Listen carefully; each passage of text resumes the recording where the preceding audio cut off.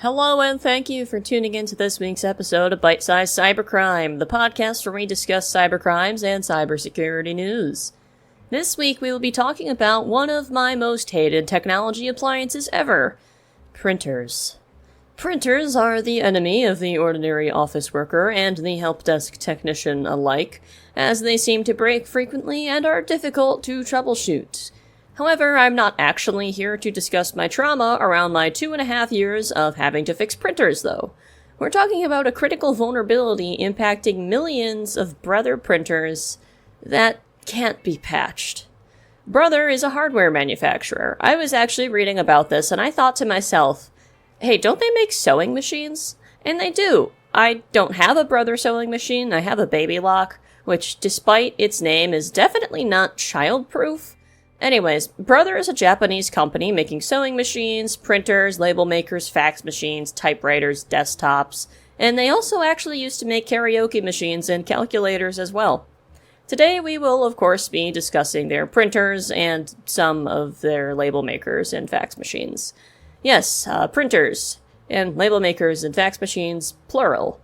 This vulnerability impacts 748 models of printers, scanners, and label makers, with 689 of those vulnerable devices being manufactured by Brother, which is a pretty big percentage of those vulnerable devices. Security firm Rapid7 discovered 8 vulnerabilities affecting these printers, but 7 of them can and have been patched. And since that's a lot of vulnerabilities, I'm not going to be talking about all of them. The most important vulnerability is that 8th one, and that one cannot be patched. It scores a 9.8 CVSS score. If you're unfamiliar with the CVSS rankings, it uses many metrics to determine the severity of different vulnerabilities logged by CVE. It is on a scale of 0 to 10, 10 being the worst. Anything above 9 is considered critical, high impact, and relatively easy to exploit. This vulnerability is a 9.8. And it enabled a remote, unauthenticated attacker to generate the default administrator password for the device. You don't even need physical access to the device to grab the admin password, and then you can basically do whatever you want with the printer. Change settings, read data, probably all sorts of malicious things I'm not even aware of. It could even start as an attack point for other attacks in the future.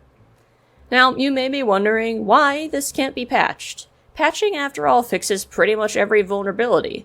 Vendors can usually write up a fix for just about anything. It may just take some time. Well, the admin password is based on the device's hard-coded serial number, which, yes, you actually can access remotely if you use certain tools to extract device information.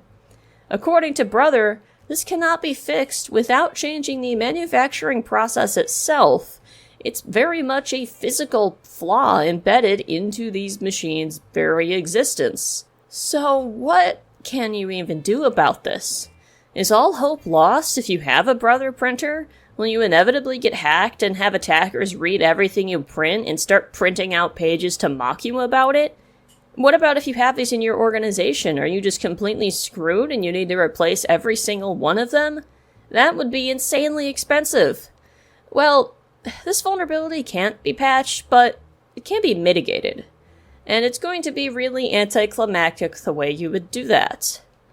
The way you can protect yourself from this critical vulnerability, the vulnerability easily exploited over the internet that could allow someone to take over your whole printer, is change the default admin password. Yes, this vulnerability is rated critical, but that rating relies solely on the fact that people are unlikely to change the admin password on their devices. I would recommend doing this for every printer you have, by the way, whether it is affected by the vulnerability or not. Look up your printer's model and how to change that default password. Many times, even if there isn't a vulnerability leaking it, default passwords follow some standard that is pretty easy for attackers to guess. Default passwords are one of the most common and also most dangerous misconfigurations one can make on the technology operations side of things. If you have smart devices in your home, I'm talking thermostats, refrigerators, washers, smart home devices, cameras, anything that can and does connect to the internet, look up if it has a default admin password and change it immediately.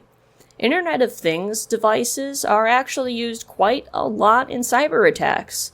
Mostly, they can be infected with malware and used as part of a botnet to perform DDoS or distributed denial of service attacks.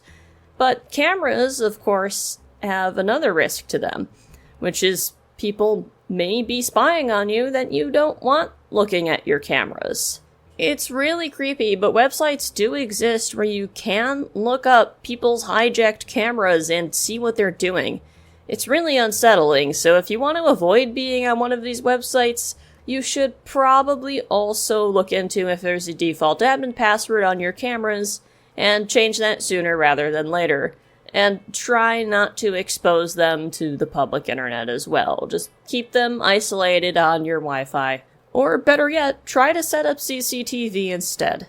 Thank you to Rapid7, Dark Reading, Security Weekly, Bleeping Computer, and Tech Radar for information on this vulnerability on these printers.